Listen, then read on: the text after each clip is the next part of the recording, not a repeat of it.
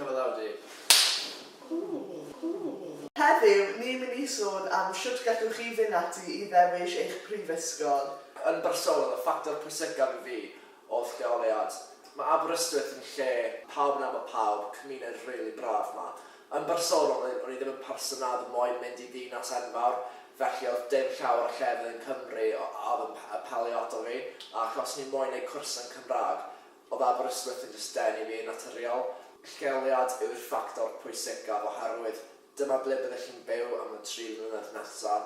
I ni'n lwcus iawn hefyd, mae dewis gyda ni o fyw trwy gyfrwng y Gymraeg a mae IMCA, sef Undeb Myfyrwyr Cymraeg Aberystwyth, yn fudiad hollbwysig i'r dref ond hefyd o fewn y brifysgol achos mae'n cynnig y cyfle I chi allu cymdeithasu gyda ffrindiau yn y Gymraeg.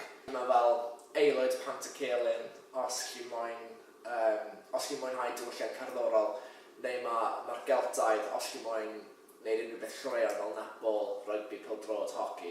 A mae bach o bopeth ar gael yma yn Aber hefyd. Mae digon o siopau neis ar gael, siopau bach lleol hefyd. A fel Aled yn gweud, mae cymuned mor gartrefol fan hyn. Gallech chi cerdded lawr i'r dre ar ben eich hunan a cwrdd ar rhywun I chi'n nabod na yn sydd. So, synwch chi byth yn teimlo'n unig neu fel bod chi ar ben eich hunan chwaith. Cwrs. Felly, mae'n pwysig o ran dewis cwrs I fynd yn cyfaddawdi gormod gyda'r prifysgolion. Os mae prifysgol ddim yn cyflawni cwrs chi eisiau gwneud, paid twigio'ch cwrs chi I ffitio'r prifysgol. Ffeindio prifysgol sy'n gallu gwneud cwrs chi.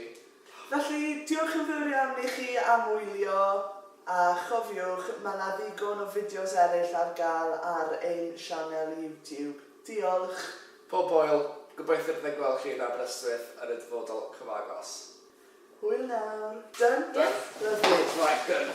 Os chi moyn gwylio unrhyw fideos arall yn Please subscribe.